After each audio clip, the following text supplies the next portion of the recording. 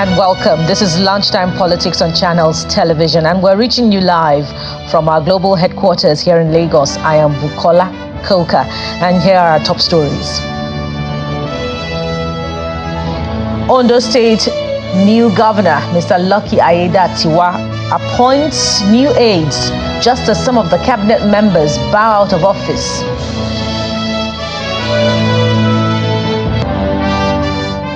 More condolences pour in for former governor of Ondo State, Mr. Rotimi Akeredolu.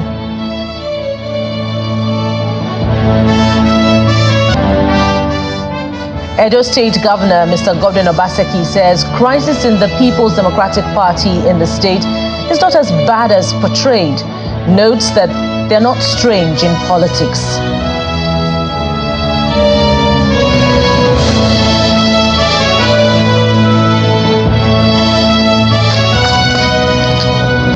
And let's begin to serve you Lunchtime Politics today with the report from Ondo State, where a new governor has been sworn in.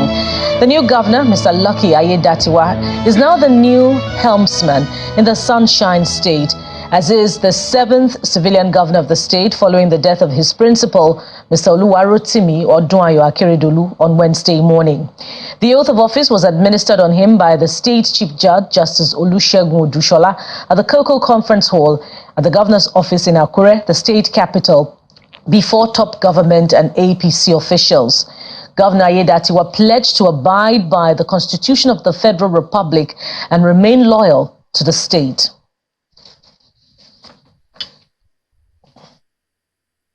The demise of Arakunrin Oluwarotimi Odunayo Akeredolu SCNCON is indeed a great loss to me as an individual,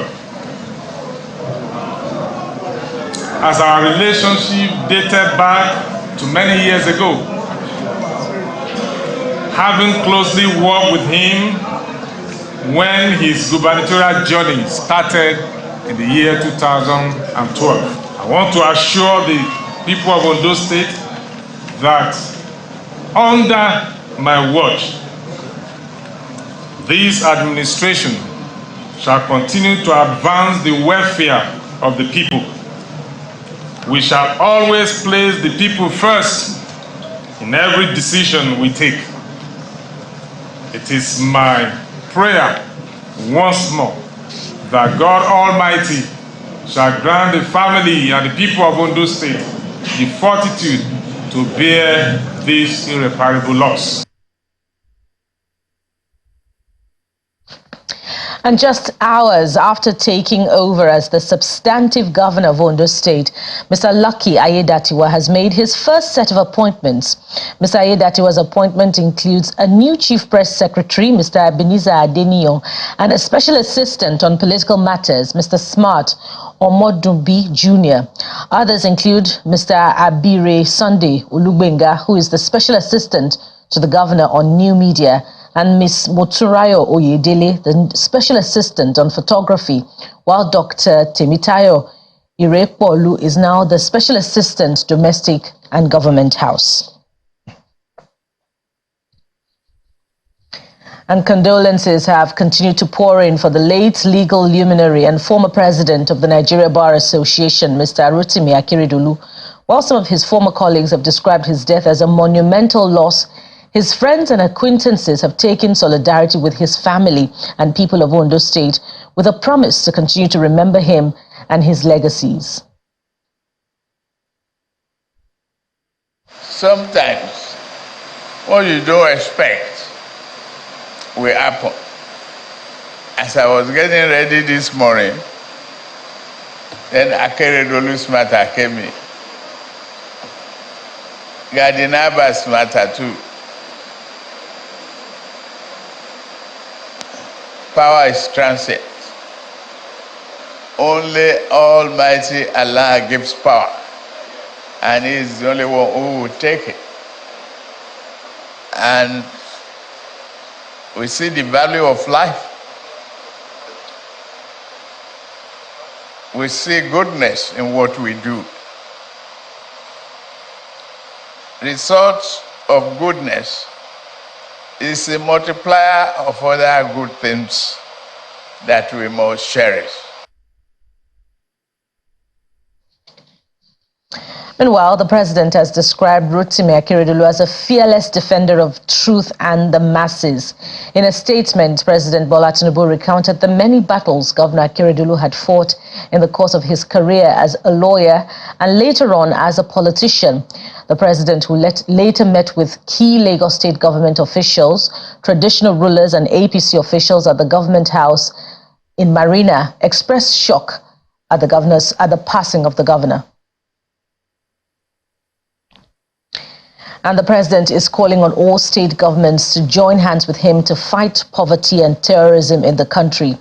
President Bola Tinubu made this plea at the Lagos House Marina, where he was hosted by Governor Babajide Sanwo-Olu.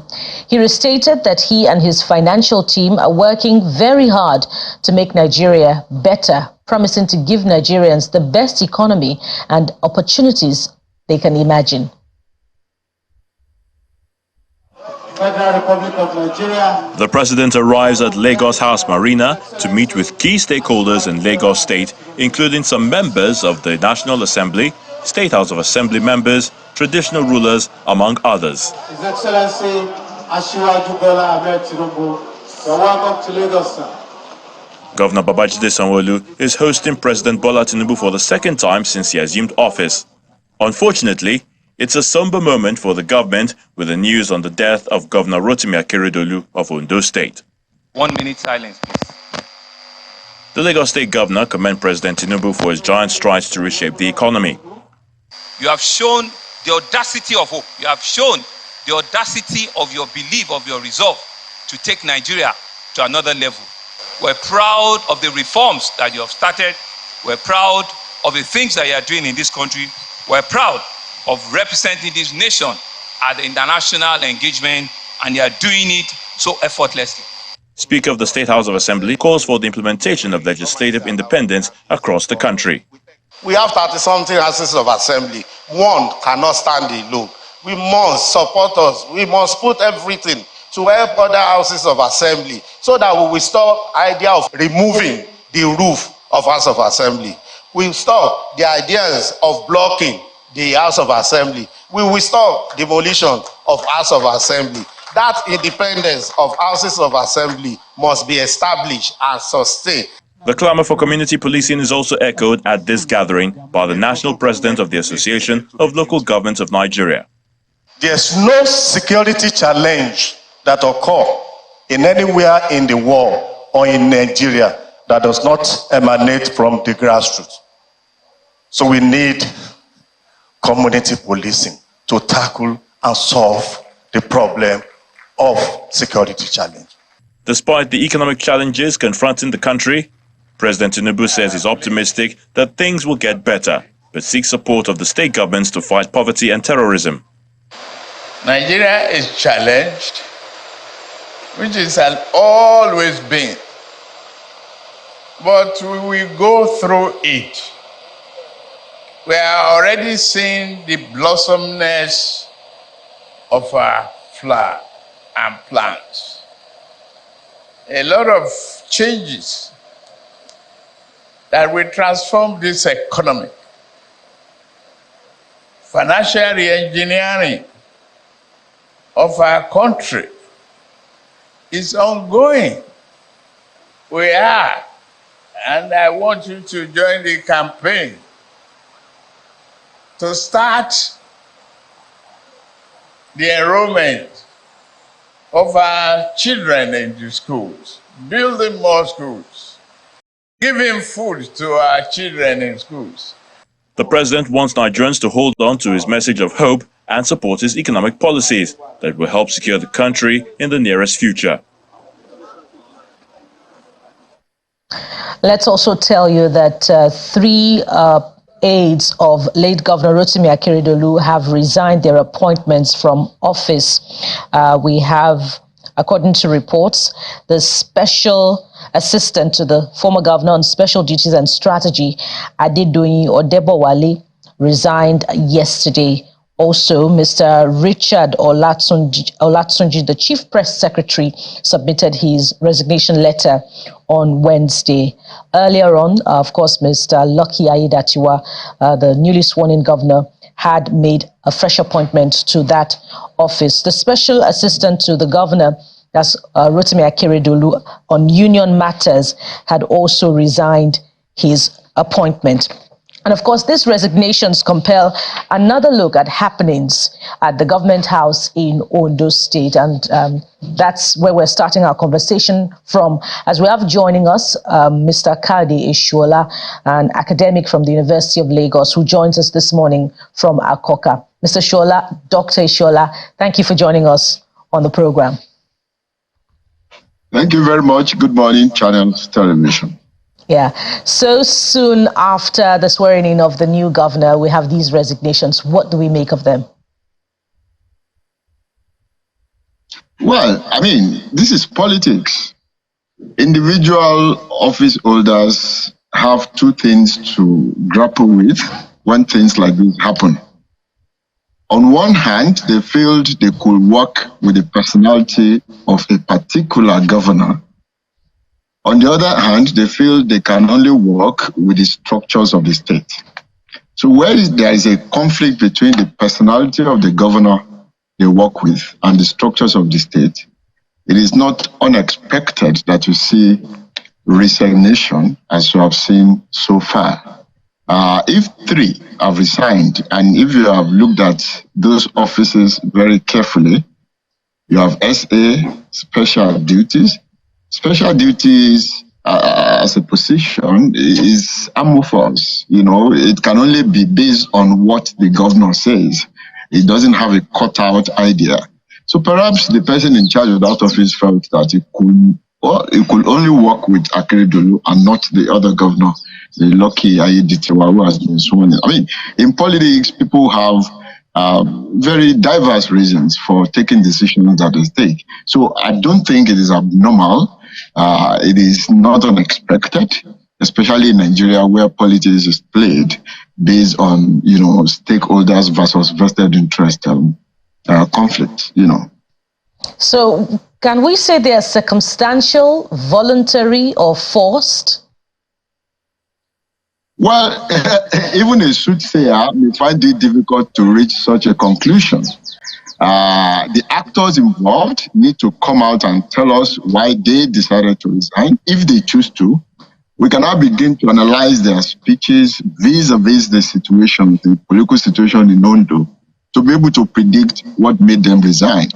But I told you in my first statement that there are times when individuals holding political offices may feel that they want to work with a particular individual holding another office. So I may choose to be very comfortable with an Akeredolu as governor while I am the SA. And then Mr. Abanikonda, who is my friend, may feel the other way. Politics is personal, and the reasons why people behave the way they behave cannot be predicted like 2 + 2 = 4. But if as time goes on, events will unfold. Individuals will be coming out to make statements, perhaps in trying to align and realign politically. I will begin to see details of why they have resigned. But for anybody to say expressly now that it is forced, it is coerced, it is based on sentiment, we'll be jumping the gun, in my view. You don't make such statement nationally without just getting the facts and getting them very clearly. Well, the reason we're reflecting on the reasons they may have resigned is what some of them provided themselves. For instance, one of them says his resignation is based on the unfortunate death of his principal, who was a fearless and honest leader. So it tells us that perhaps he could only work with his former principal. And of course, one Mr. Olatunde is said to be the one that was against the swearing in or the appointment of the conferment of the office of substantive acting governor on the new governor before the death of the principal. So doesn't this point us in a particular direction? That's just, I mean, what the examples you have just given in line with what I've just said. In politics, people have their right. You call it political right if you choose, to decide who they want to work with. And for 1,001 reasons, they can do that. They can also look at somebody and say, well, I do not think I want to work with this person. Maybe based on political history, maybe based on trajectory, maybe based on any other factors, or even ambition. The calculations are so many that you cannot predict why each person makes a statement at any point in time. But whatever reasons they have given now, we're going to hold and take it for them. But I tell you, events will unfold later, and we'll be able to see much clearer why they have resigned at any point in time. Speaking of resignations now, Dr. Ishola, should we expect more resignations in the coming days, particularly from the state cabinet? Well, I do not see that happen. I'm saying that because if you look at the fresh appointment that the newly sworn-in governor has made, you will see that it is clear that he also is sensitive to these resignations and is trying to realign himself and gain politics of legitimacy. For instance, he has appointed a new person as SA on political matters. I think that SA will be responsible for, advising him on who to meet, what to do, alignment to make, and, whatever it is to ensure that there's stability in the polity. And of course, if you look at the other appointments like the chief press secretary, what goes to be press matters. I mean, it's a matter of political communication, information, propaganda. And then coupled with the one at the kitchen, as a domestic, these are three critical appointments. One is to ensure stability of the political system. There will be new frontages to align. There will be new permutations and calculations to make. It is the SA politics that will advise the governor in that direction so that crisis will not emanate. It's a way of getting legitimacy. And of course, when these are done, they need to be communicated to the state and to the national level the right way, the politically right way. And of course, that's why you have that. And speaking of permutations, Dr. Ishola, one thing that is instructive from analysts, particularly from Ondo State, is that how the new governor manages the affairs of the party and the late governor's appointments particularly will be quite telling about his loyalty to his late principal. But he has 1 year in the saddle. Is it too early for us to begin to assess his loyalty, make conclusions about his loyalty based on these resignations? Well, if we want to speculate, mere speculation, we could say 1,001 things that we want to say, and it's allowed in politics anyway. But we must speak based on fact. I will say that it is damn too early to begin to judge the newly sworn-in governor on what he represents, the level of his loyalty, and all the rest. Remember, he has had a very, very, very tumultuous, journey towards becoming the governor. There was a time the governor was critically ill. He was abroad. There was a semblance of a gap, which created, controversy, meetings upon meetings, and all these things. So during that period, there were speculations on whether it was loyal or not, and whether that loyalty will amount to one thing or the other. But as I said, when you are talking about sensitive issue of unity among people, national unity, we have to base our analysis on fact, not on speculation. I agree speculations are part of politics, but we cannot sweepingly declare that this is what it is or this is not what it is this early time. Until events unfold, we are going to see much better things upon which we are going to make our judgments. There are more questions, particularly to take to the State Assembly, but we'll leave it there for now. Well, thank you very much, Dr. Kadi Ishola, Associate Professor, Political Science, University of Lagos. Thank you for your time on Lunchtime Politics. Thank you. And there is more from Ondo State as residents of Owo, the country home of the late Governor Rotimi Akeredolu, say they are yet to come to terms with the passing of their beloved son. The residents say they are mourning the death of one of their proud sons who has contributed to the development of the community and state in its entirety. The sadness in our town is palpable. Owo is the country home of the late governor of Ondo State, Rotimi Akeredolu. Residents seem to be unable to grapple with the sad news of the death of their son, the erstwhile governor of the Sunshine State, Ondo State.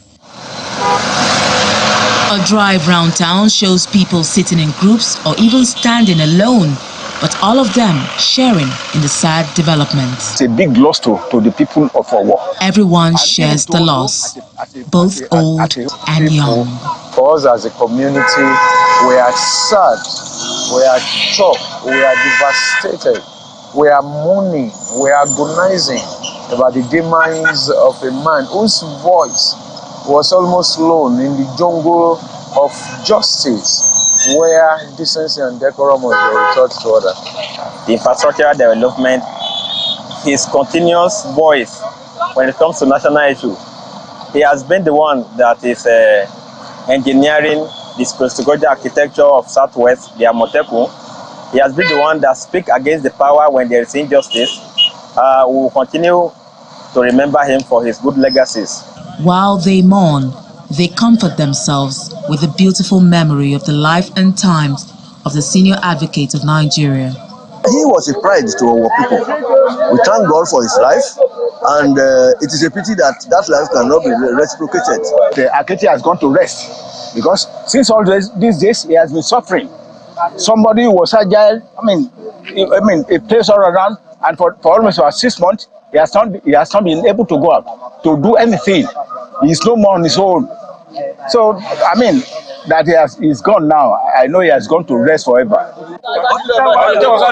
This 87-year-old man who speaks in his dialect describes the death of the man whom he says he was present at his naming ceremony as a huge and personal loss to him.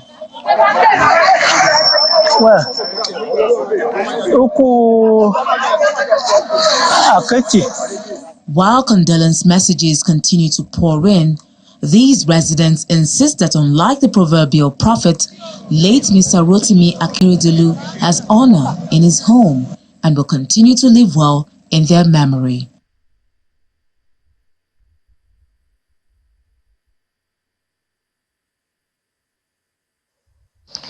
And more condolences have continued to pour in for the late legal luminary and former president of the Nigeria Bar Association, Mr. Rotimi Akeredolu. While some of his former colleagues have described his death as a monumental loss, his friends and acquaintances have taken solidarity with his family and people of Ondo State with a promise to continue to remember him and his legacies.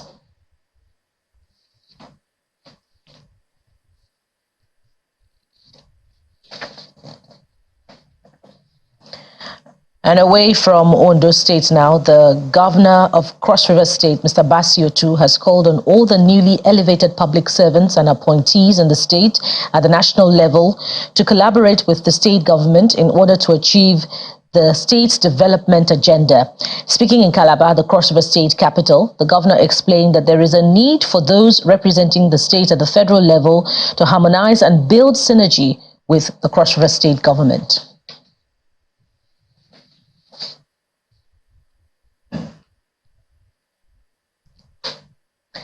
More politics. The governor of Edo State, Mr. Godwin Obaseki, is insisting that the present crisis within the PDP in the state has been taken out of proportion by the media.